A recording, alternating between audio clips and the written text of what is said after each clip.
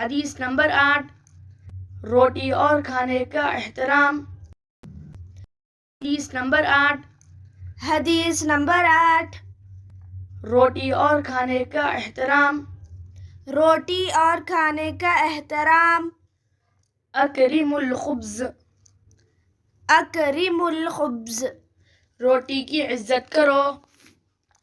روٹی کی عزت کرو۔ Thanks for learning.